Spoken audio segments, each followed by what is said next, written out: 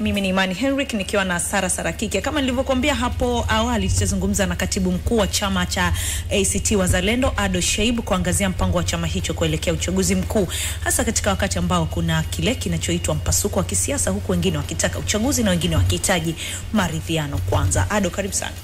Asante sana. Ni mara yako ngapi leo kuja hapa kwenye kasri ili tujue tunakupa kahawa ama tunakupa chai? Mimi ni mgeni, nimetanguliza wengine, wamekuja wengi wakitawala wakatamba hapa. Kwa leo nimekuja mwenyewe sababu kama mtendaji mkuu ndiye ninaratibu shughuli zote hizi za mipango na mikakati ya chama. Na nashukuru sana Crown, mmekuwa mkifanya kazi yenu kwa weledi. ACT tumekuwa tukipata nafasi kama ambavyo wengine wanapata nafasi. Na ni furaha leo sasa mtendaji mkuu mwenyewe niko ndani ya Crown. Ila mnitreat kama mgeni. Kuna ngoma ya Mario inaimba Ado ni kidogo. Ado anasema taratibu, ni mdogo. Na bahati nzuri mimi naitwa Ado Shaibu Ado. Ukisearch first name na surname kwenye miamala yangu yote natoka Ado. Taratibu. Kwa hiyo na sisi sasa huduma yetu akisi jina lako. Taratibu. I say, haya bwana, kipaza chako kupiga maneno. Mmejiandaje na uchaguzi kwanza? Sisi tunapambana tukishiriki na tunashiriki tukipambana. Kwa nini tunashiriki? Dhana ya ushiriki ni kwa sababu tumefanya tafakuri ya kina na kujiridhisha kwamba njia sahihi kuelekea uchaguzi mkuu wa mwaka 2025 ni kushiriki. Na tumefanya uchambuzi wa ndani na nje ya nchi wa mbinu ya kususia ama kushiriki na kutazama mbinu gani inayofaa zaidi. Na ninaweza kutoa mifano. Kwa hapa Tanzania mifano miwili ni muhimu zaidi. Wa kwanza ni uchaguzi wa serikali za mitaa 2019. Wagombea takriban zaidi ya 90% wa upinzani walienguliwa. Na vyama vingi vya upinzani ikiwemo ACT Wazalendo vilikata shauri na kuamua kwamba ni bora kujiondosha katika uchaguzi. Hiyo ndio kusema kwamba tulisusia, lakini katika hatua za mbeleni. Lakini CCM na mamlaka za serikali kwa maana ya TAMISEMI ambayo ndio inasimamia uchaguzi wa serikali za mitaa hawakujali hatua yetu ya kususia na wakaendelea na uchaguzi kama kawaida na wakajitangazia ushindi wa takriban 100%. Hilo ni funzo tumejifunza. Mfano wa pili huko Zanzibar mwaka 2015, mgombea kinara wa upinzani Maalim Seif Sharif Hamad alishinda, na kwa kweli kwa mara ya kwanza katika historia yake alikuwa hata na uthibitisho wa matokeo. Kwa hiyo tume ya uchaguzi Zanzibar ilikuwa haina namna isipokuwa kufuta ule uchaguzi, na mwenyekiti wakati ule ndugu Jecha hakutoa sababu yoyote ya msingi. Nikana kwamba alikuwa anasema wapinzani waliiba uchaguzi. Sasa ni kituko cha karne kwa kweli. Maalim Seif akasema kwamba yeye hawezi kushiriki uchaguzi wa marudio ulioitishwa 2016.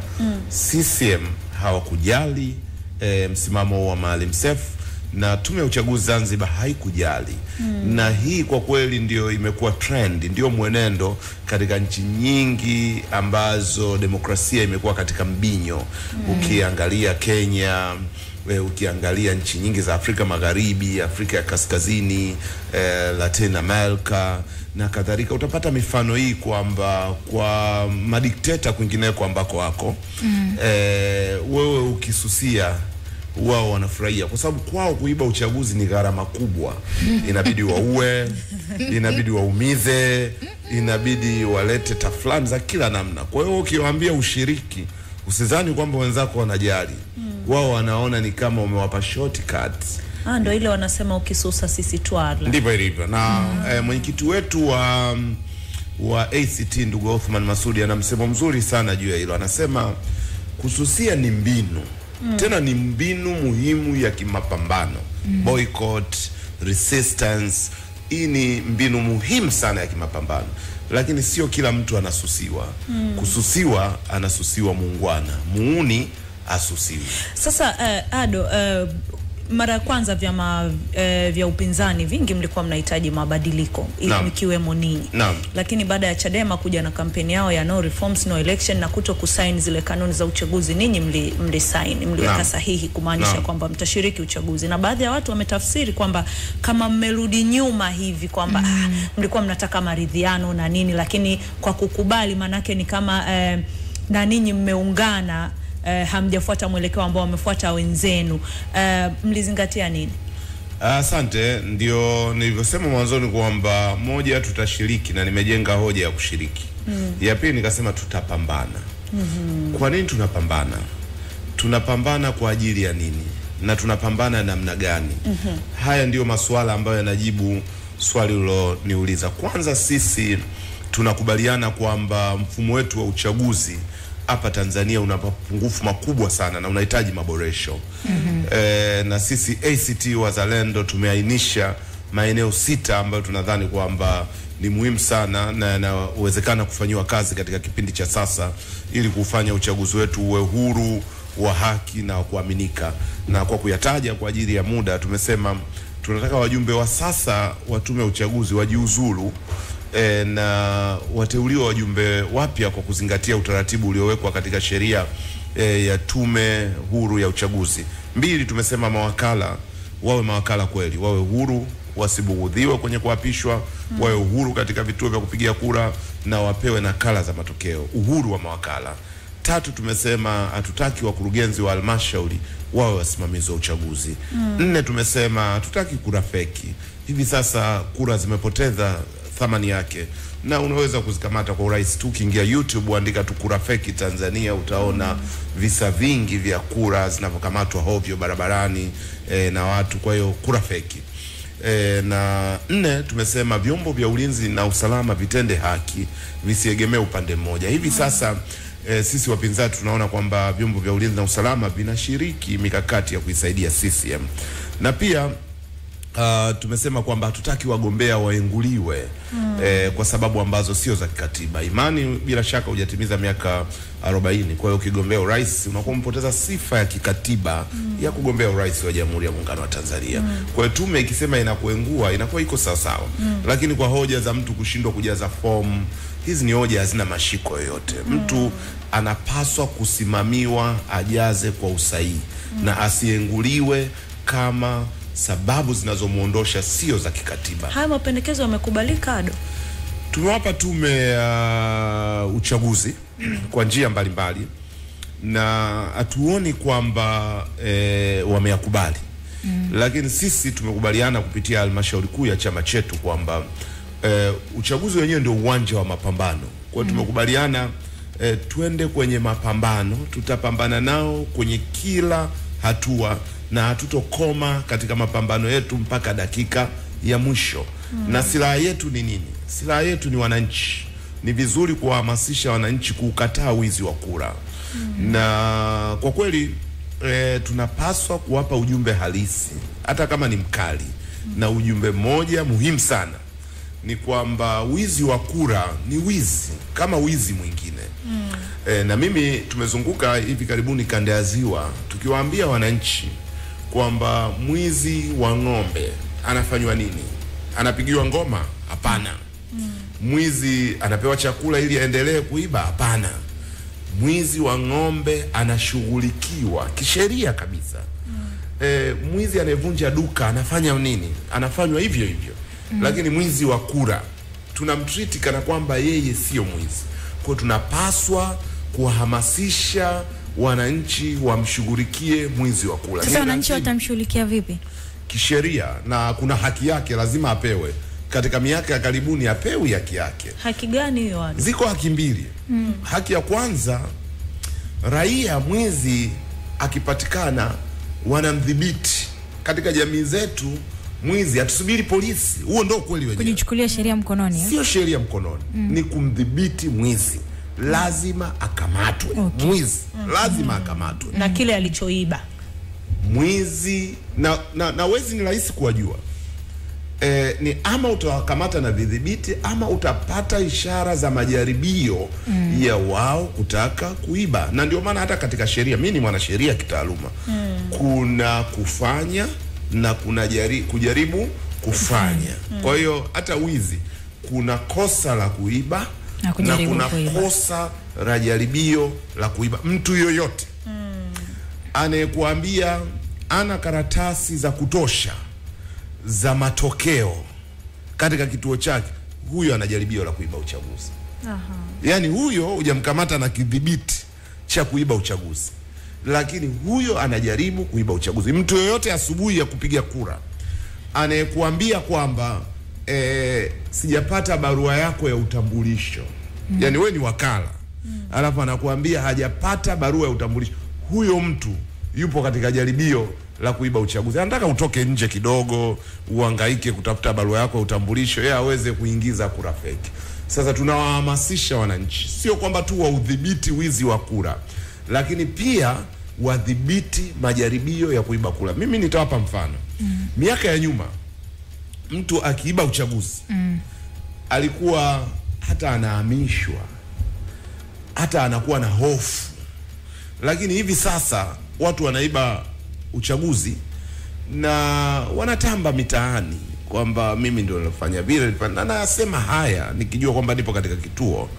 Mheshimiwa Rais katika salamu za baraza la Idi alisema amepokea maoni ya viongozi wa dini juu ya hitilafu za uchaguzi. Haya ni ninayosema, yaje yapambanua, lakini haya ninayosema ndio hitilafu zenyewe za uchaguzi. Na kama tunalipenda taifa letu, tunataka liwe na amani, visa hivi vya wizi wa kura ni lazima visemwe hadharani. Mimi ni kiongozi mwandamizi, tunayasema haya ndani sana kwenye vikao vyetu, tunaambizana vya TCD, baraza la vyama vya siasa. Sasa ni wakati mwafaka tuende kwa wananchi, tuwaeleze mwizi wa kura ni mwizi kama wezi wengine, ashughulikiwe kama wezi wengine, na sisi katika hilo hatutani, tuko tayari.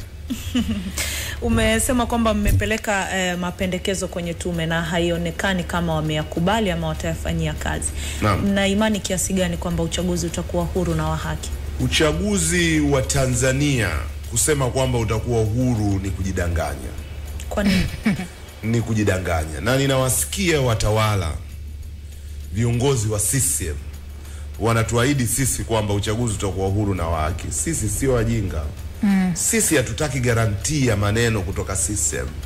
CCM uchaguzi ukiwa huru na wa haki, wao wapo katika mazingira ya kupoteza. Inataka uzalendo kweli kweli kukubali kupoteza. Kwa kiongozi yoyote wa upinzani ambaye anataka kupata garantii, kupata uhakika wa uchaguzi huru na wa haki kutoka CCM, anapoteza muda wake. Utapata uhakika wa uchaguzi huru na wa haki kwa kuwepo kwa mifumo na utashi wa kisiasa unaokuonesha kwamba uchaguzi utakuwa huru na wa haki. Na eneo la kuanzia hili linamgusa Mheshimiwa Rais akiamua, na kwa bahati nzuri yeye mwenyewe amezungumza juu ya falsafa ya R4. Eneo la kuanzia, yeye alianzisha mchakato wa mageuzi ya kisheria. Mimi ni mwanasheria. Ukifanya mageuzi ya kisheria, manake kuna udhaifu ambao unautibu. Wanasheria wanaita anomaly cured. Yani yale ule udhaifu gani ambao mmeuona mpaka mkaanzisha mabadiliko ya kisheria.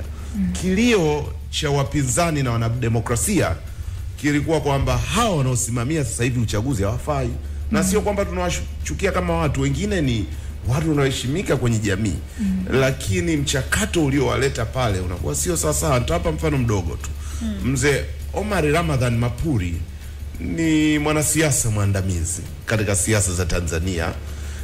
Lakini alikuwa ni chief propagandist wa CCM. Alikuwa ni katibu mwenezi.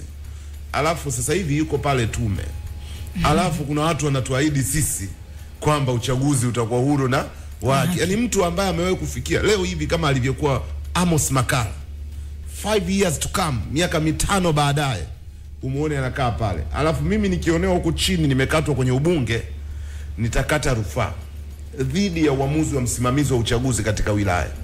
Alafu rufaa yangu itaenda taifani. Alafu pale taifani mwenye dhamana ya kusikiliza rufaa yangu ni pamoja na Omar Ramadhan Mapuri. Sasa Mheshimiwa Rais, na hili liko katika uwezo wake, ni kusukuma wajumbe wa sasa wajiuzuru, Alafu kwa sababu mchakato wa kuwapata wajumbe wapya upo katika sheria, aanzishe jambo hilo, na hilo alihitaji muda. Yaani ukiliamua hata ndani ya mwezi mmoja, wiki mbili linawezekana. Kwa nini hao wajumbe wajiuzuru sasa? Kwa sababu tumeanzisha sheria mpya ambayo unasema reform. Na namsikia sana ndugu Makara anasema mabadiliko yamefanyika. Mabadiliko gani? Mabadiliko ya jina, kutoka tume huru kwenda tume huru ya uchaguzi. Mimi kuna kisa kimoja niwasimulie. Mimi ndiye ninaandika barua za ACT. Kwa maana ya barua zote zinaandikwa ama na katibu mkuu mwenyewe ama kwa niaba ya katibu mkuu, kama ulivyo utaratibu kwenye vyama vyote na ofisi zote hizi. Sasa wakati fulani baada ya sheria mpya kupitishwa, mimi nikaandika barua lakini ina neno tume ya uchaguzi. Kwa hiyo mtu kutoka tume akanikumbusha kwamba tumehama mzee, kutoka tume ya uchaguzi sasa hivi ni tume huru. Sasa namwambia sasa hapo mmehama vipi? Wajumbe ni wale wale, jengo ni lile lile, wamebadilisha tu pale mbele kwenye headed paper kutoka tume ya uchaguzi kwenda tume huru ya uchaguzi, lakini uhuru wenyewe haupo. Huo ndio kweli. Kwa hiyo nataka kuwa nakuja kwako Sara. Hao wajumbe wajiuzuru, kwa nini hawajafanya kazi kwa uwazi, ama kuna mambo hawajatekeleza, ama kuna structure ya wajumbe ama sifa ambazo nyinyi mmependekeza ziwepo? Sababu ni mbili. Sababu ya kwanza, mchakato wao wa kupatikana haujapatikana kwa mchakato wa ushindani. Mchakato wa sasa umeunda jopo la usaili ambapo watu wenye sifa wataomba, watapimwa, na mchakato huu tunaamini kwamba utawaondosha makada ama watu wenye mafungamano na sio lazima iwe mafungamano na sisi na vyama vingine pia vya siasa. Lakini la pili, baadhi yao hawana sifa za kusimamia uchaguzi kwa sababu tayari wameonyesha mafungamano. Yaani ni kana kwamba unakwenda uwanjani tayari refa ni wa timu pinzani na amekwishaonekana kwamba aliwahi kuchezea timu hiyo. Sasa hivi anakuambia tuliza boli, mchezo utakuwa huru na wa haki. Hapo haki haiwezi kupatikana kwa kweli. Na niseme kidogo la kanuni za maadili, ameniuliza Imani. Maana yake nalo ni mjadala mkubwa kwamba ACT kwa nini mmesign? Unajua kuna kusign kwa kuridhia. Kwamba tumeridhika na haya mambo, sasa tuna sign. Kwa mfano kwenye mkataba wa upangishaji, unapanga nyumba. Ukisign pale chini utalipa pango hivi na kadhalika, huko ni kuridhia. Lakini kuna kusaini kwa shuruti ya kisheria. Yaani kwamba unaambiwa ili uweze kushiriki lazima usaini. Tena sio kushiriki uchaguzi huu.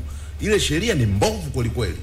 Ile sheria inasema ukitaka kushiriki kwa miaka 5 ijayo, iwe uchaguzi mkuu au mchaguzi mkuu kisogezwa mbele ama uchaguzi wa marudio, lazima usaini. Kwa hiyo ninyi mmeshiriki kwa shuruti. Sisi tumesign kwa sababu ili uweze kushiriki uchaguzi lazima ufanye nini? Usaini. Na ile sheria ni mbovu, inapaswa kupingwa mahakamani. Lakini sasa kama unataka kushiriki na unaambiwa ni lazima usaini, utasaini. Kwa hiyo tumesaini kwa sababu hakuna ile kusema mimi siridhiki, kwa hiyo kuna vifungu fulani mpaka virekebishwe na mimi ndio nitaweza kuna nini. Na sisi kwa hiyo hapo ndo kusema Ado, kile ulichotuambia mara ya kwanza kwamba mnapambana huku, mnashiriki huku, mnapambana. Umemaliza maneno. Na nimewaza sasa hapo kwenye kupambana hapo. Manake maneno yako tayari yameonyesha kwamba hata hayo mapambano yenu hamna imani nayo. Na kama hamna imani nayo, manake ni ngumu kutoboa kwenye hayo mapambano. Manake mnapambania kitu ambacho mnajua kabisa kwamba hamkipati. Asante. Kwanza historia ya dunia. Na mimi ni mtafiti pia kiasi. Tumefanya utafiti na tumejiridhisha kwamba hivi sasa adui yetu sio sisi. Adui yetu sisi vyama vya upinzani ni dola. Kwa maana ya kwamba CCM inabebwa na dola kubaki madarakani. Na sina muda wa kutosha hapa kueleza mifano ya namna gani dola linasaidia Chama cha Mapinduzi. Lakini baada ya kujiridhisha kwamba adui yetu ni dola, swali la pili linafuata. Je, tunaweza kushindana na dola? Tunaweza kufanya mapambano dhidi ya dola? Sasa ndio nasema kwamba kiutafiti ukiangalia dunia mzima hakuna kokote kule duniani ambako dola limeweza kushinda nguvu ya umma. Kwa hiyo sisi mtaji wetu ni umma, na nataka nikuhakikishie kwamba umma una nguvu kuliko dola. Kitu muhimu ni lazima umma uhamasishwe, lazima umma uunganishwe, kwa sababu umma kuna wanyonge, tabaka la chini, kuna tabaka la wasomi, kuna vijana wa kisasa Gen Z, kuna wakongwe wa zamani. Ni namna gani unaweza kuunganisha watu wote hawa? Kuna wafanyakazi, kuna vijana wasio na ajira. Namna gani unaweza kuwaunganisha wote hawa wasimame kwa kishindo kikubwa sana waweze kupambana na dola? Unakumbuka uchaguzi wa mwaka 2015? Naam. Nguvu ya umma kubwa ilikuwa upande wa Chama cha Demokrasia na Maendeleo, Chadema, au upande wa CCM ambao ndo umesema kwamba nguvu kubwa ya dola inaelekezwa kwake? Nitoe jibu juu ya hilo. 2015 ilikuwa ni kilele cha nguvu ya umma unaunga mkono upinzani. Ukiangalia hata matokeo CCM kwa mara ya kwanza kwenye urais walipata chini ya 60%, nadhani 56% walipata za urais. Kwa hiyo ile ni ishara ya wazi ya kwamba hata kwa matokeo rasmi yaliyotangazwa kwamba upinzani ulikuwa umeongeza sana ushawishi wake ukifanya uchambuzi linganishi na matokeo ya 2010. Kwa hiyo nikijibu swali lako ni kwamba kulikuwa na ishara ya wazi ya watu kuunga mkono mageuzi, na lakini hiyo haitoshi.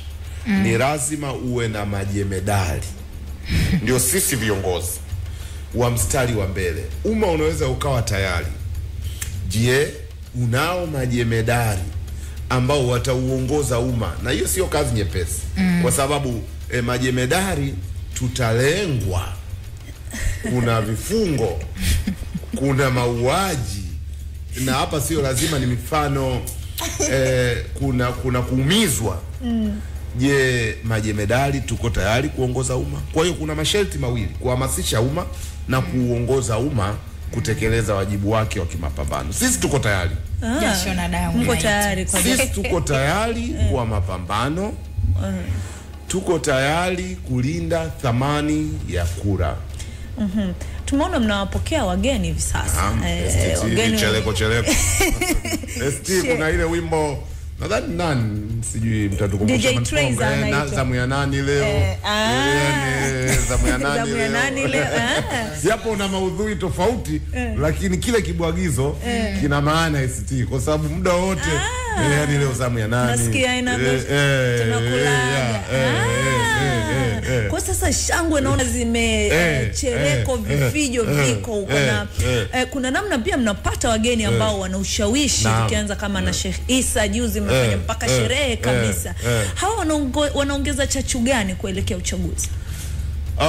Uchaguzi ni ushawishi, na ni jambo la faraja kwamba wako watu wenye heshima katika jamii wanajiunga na ACT Wazalendo, na mimi hupenda kuwasikiliza hawa wenyewe wanasema nini, yani mambo gani yanawashawishi kuja ACT.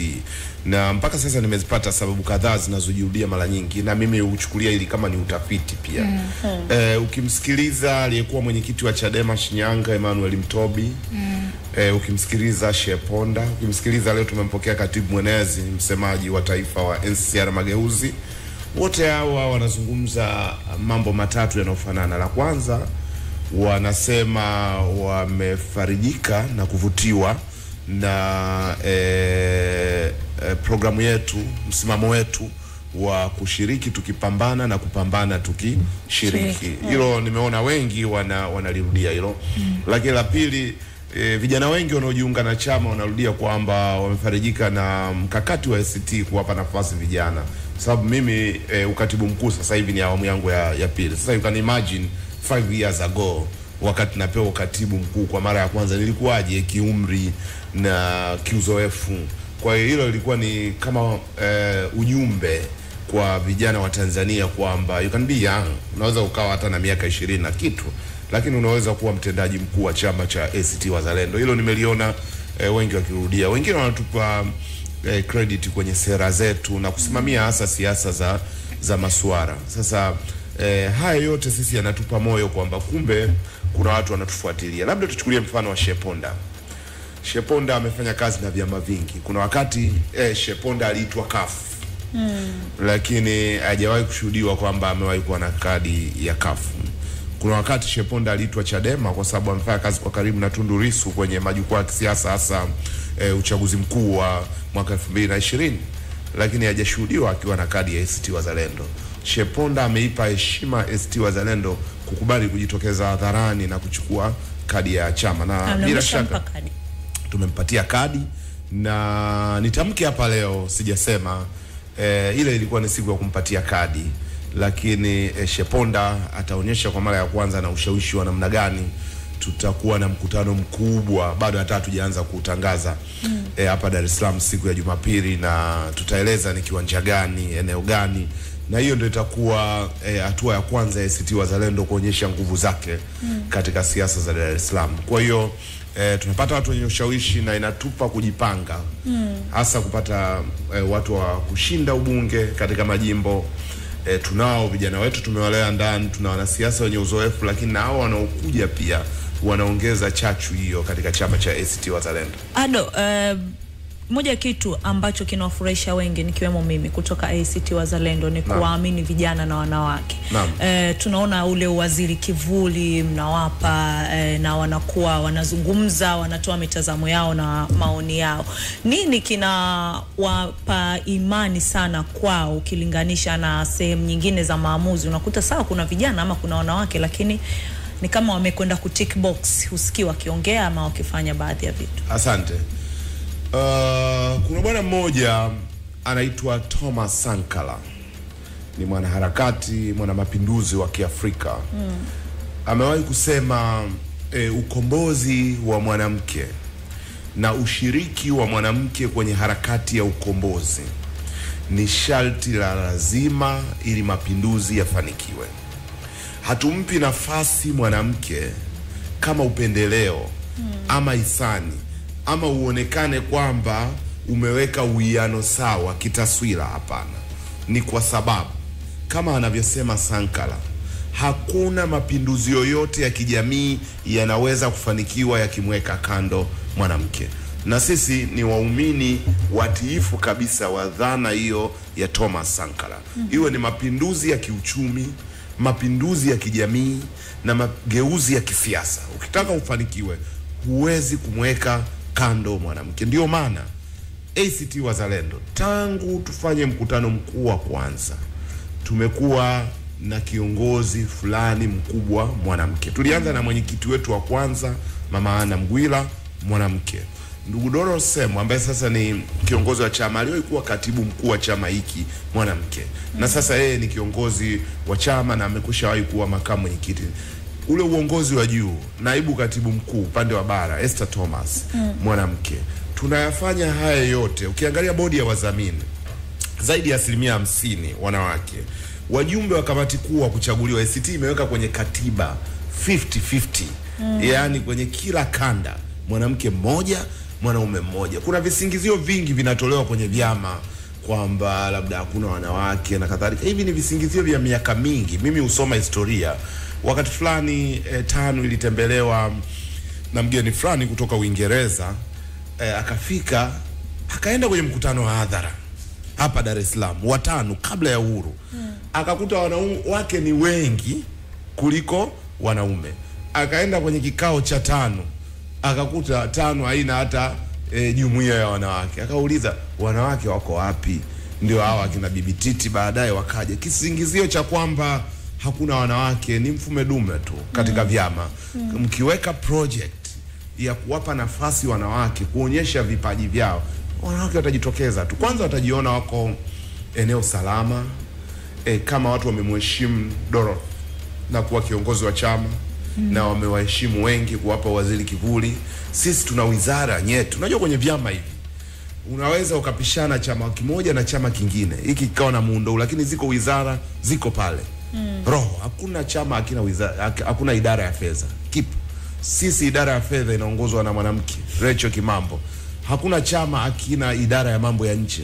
Idara ya mambo ya nje, katibu ni mwanamke, naibu katibu ni mwanamke. Ningeweza kuhesabu maeneo mengi kwa ajili ya muda. Ni kwamba tunaamini juu ya nguvu ya wanawake na juu ya nguvu ya vijana. Kuna msemo, vijana taifa la kesho. Hivi sasa katika vyama, sasa tunasema la leo. Katika vyama ukichunguza, vijana wanatumika kama machawa. Na hili sio la CCM peke yake. Yaani ukisikiliza kwa makini, vijana wanaambiwa kazi yao kutetea viongozi. Yaani viongozi wakitukanwa, vijana waje wajitokeze. Ukimsikiliza kawaida mdogo wangu wa CCM, anasema wana vijana tujitokeze tumlinde Rais Samia na viongozi. Na ipo kwenye katiba na taratibu za chama. Ukisikiliza Chadema, vijana wajitokeze kulinda viongozi. Hatusemi hata ACT mambo hayo hayapo, lakini mageuzi ya kweli ya ushiriki wa vijana hatapatikana kwa kuwafanya wao ni walinzi wa viongozi. Hatukatai wajibu huo. Vijana wapewe nafasi ya kushika hatamu. Kipatikane chama mwenyekiti anakiongoza miaka 30. Na mimi naamini, mimi ni katibu mkuu, naamini nitafurahi kwenye legacy ya huko baadaye nisikie ACT party leader chini ya miaka 35. Mwenyekiti chini ya miaka 35, na inawezekana. Sawa, muda unatutupa mkono. Kukataa kushiriki uchaguzi kwa Chadema ni fursa kwenu? Nimewahi kusema na nirudie hapa juu ya mambo mawili. La kwanza, yanayotokea Chadema, sisi tunafuatilia kwa karibu sana. Chama makini lazima kifuatilie nini kinaendelea kwa wenzenu, maeneo gani wanafanya vizuri, maeneo gani wanajikwaa. Wao kama ambavyo vyama vingine tunapata changamoto, na wao wanapata changamoto na dola. Na niseme hapa leo, ACT haiwezi kufurahia changamoto ambazo Chadema wanazipata kutoka katika dola. Tukifurahia hivyo, itaonekana sisi malengo yetu ni madaraka. Hatujaunda vyombo hivi, vyama vya siasa, kwa ajili ya madaraka. Tupo katika vyama vya siasa kwa ajili ya ukombozi wa wananchi. Kwa hiyo demokrasia inapobinywa, demokrasia inapokandamizwa, haupaswi kufurahi. Unapaswa kusimama pamoja na Chadema, pamoja na yoyote yule anayekandamizwa, hata kama ni CCM. Yani mtu yoyote akikandamizwa. Ndio maana sisi tumetoa tamko la kumtetea Askofu Gwajima. Tumesema wanaweza wakawa na shida naye juu ya masuala ya matamshi yake na kadhalika, lakini kufungia kanisa ni jambo halikubaliki, kwa sababu ile inaingilia uhuru wa nini, wa kuabudu. Na tumesema matamshi yake juu ya utekaji hatuna shida naye, lakini Gwajima ni CCM, ni mjumbe wa halmashauri kuu. Tumetoa matamko mengi ya kuidefend Chadema. Jambo dogo tu ambalo naweza nikakubaliana na swali lako ni kwamba iwapo CCM ama Chadema ama CUF wakifanya makosa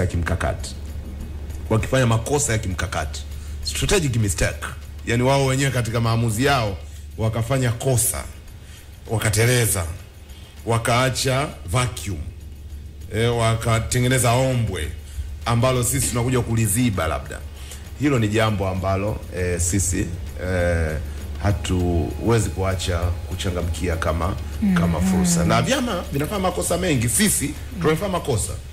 Sisi ni chama, tunaweza kufanya mambo mazuri na makosa. Chadema wanafanya makosa pia.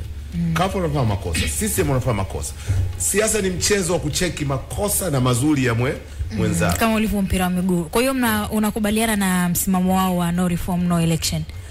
Hili nadhani ndio itakuwa jambo zuri la kulisema. Kuna msemo unaitwa one struggle many fronts. Yaani vuguvugu moja lakini njia ni tofauti. No reform no election ni njia ya kimapambano. Tukisema tuwapinge wakati ni njia ya kimapambano, tutakuwa tunakosea. Kushiriki tukipambana na kupambana tukishiriki ni njia ya mapambano. Hizi zote ni njia za mapambano. One struggle different fronts. Kwa hiyo wao wana njia yao, tunaiheshimu. The best way you can do, jibu lake ni kuheshimu maamuzi yao wenzako. Kwa hiyo hiyo njia tunaiheshimu. Na tungefurahi na sisi njia tulioichagua tuheshimiwe, kwa sababu ni njia ambayo kwenye vikao halali, kwa hoja ambazo hatuzionee aibu kuzisema hadharani, na tunazichambua vizuri kama hivi, na sisi tungependa tufanye nini? Tuheshimiwe. Matunda baadaye yatakuwa ni ya Watanzania. Sawa. Ishima Channel anasema yeye yuko Same Magharibi na ni mtiania ambaye amechukua fomu ndani ya chama cha ACT akigombea ubunge. Anasema wao wako tayari kupambana na wezi wa kura. Lakini official Kilinda anasema leo Crown ni moto, amependa sana Ado anavyotetea hoja zake, na nikwambie kwamba kuanzia leo yeye ni ACT Wazalendo. Sasa sijui kama ameshapata kadi ama ataipata kesho. Chereko zinaendelea, sio? Naam. Sawa Ado, asante sana. Sisi tumefurahi sana kuzungumza na wewe na kukusikia pia. Tunawatakia yote mema kuelekea uchaguzi, mkipambana na mkishiriki na kupambana pamoja na kupambana na kushiriki. Mmeshaanza kuchukua fomu tayari? Sisi tumeshatoa fursa ya watu kuchukua fomu na wengi wamejitokeza.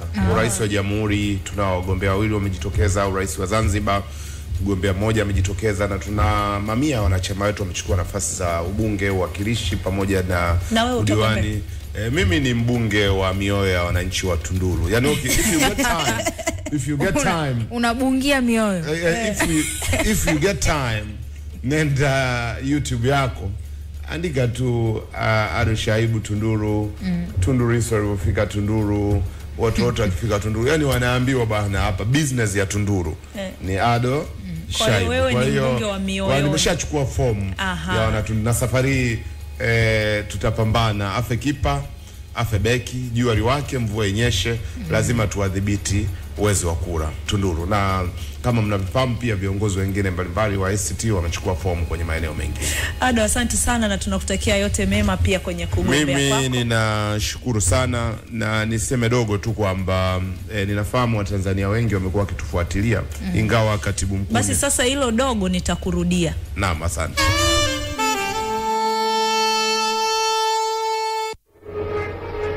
Mengi yatapita na mengi yatabadilika, ila mchezo huu kamwe hautabadilika. The night of the Real Resurrection. Bali utazidi kuwa mchezo mzuri, na ndio maana tuko hapa kwa dakika 60 kulithibitisha hilo kwa kuzungumza michezo. Hii Yoga Bonito ni Joga Bonito. Beautiful game.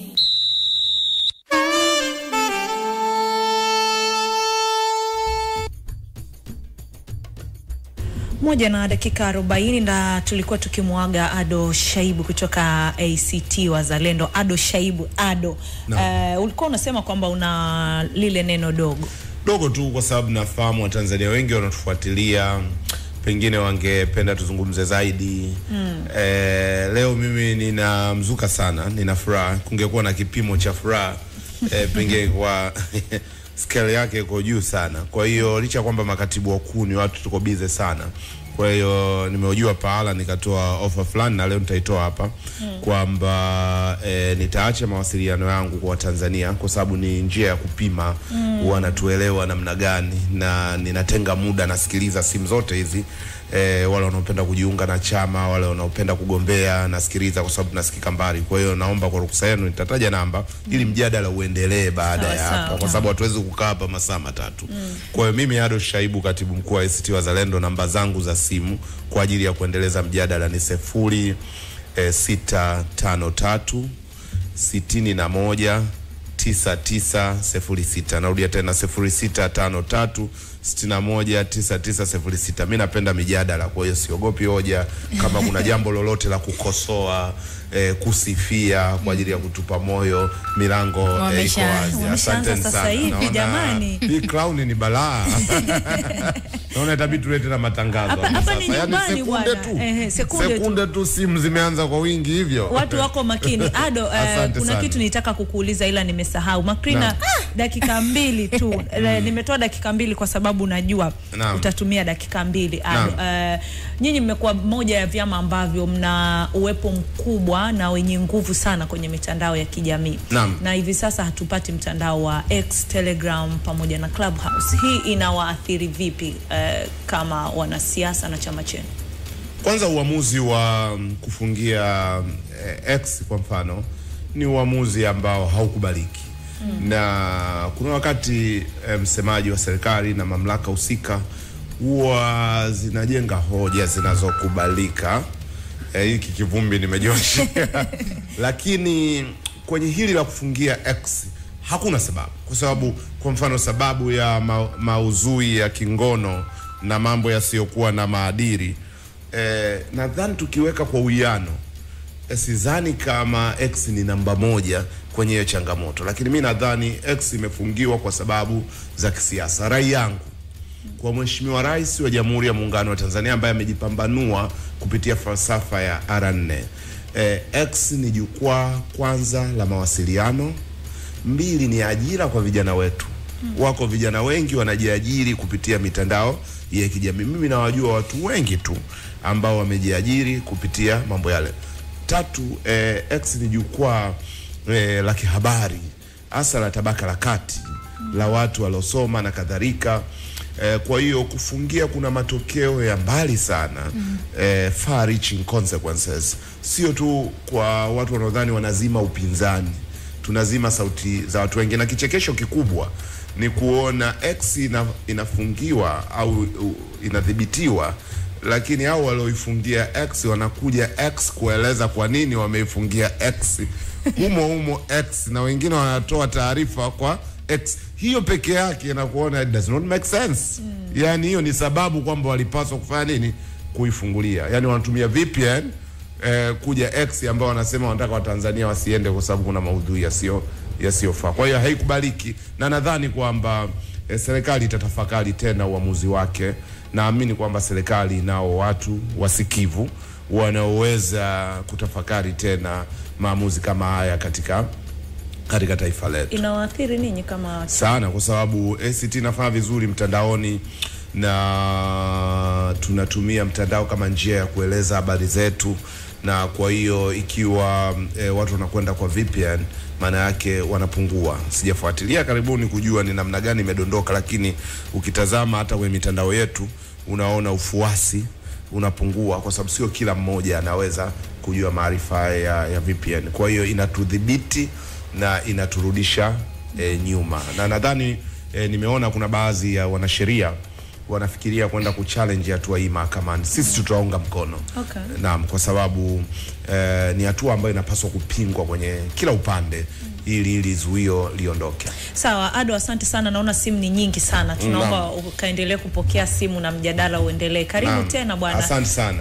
Sawa. Sisi tunafurahi kuzungumza na wewe tena hapa nyumbani. Na mimi nafurahi mmenitreat kama mgeni hapa. Kwa sasa nishakuwa mwenyeji. Karibu tena. Asante. Crown Media. Hapa ni nyumbani.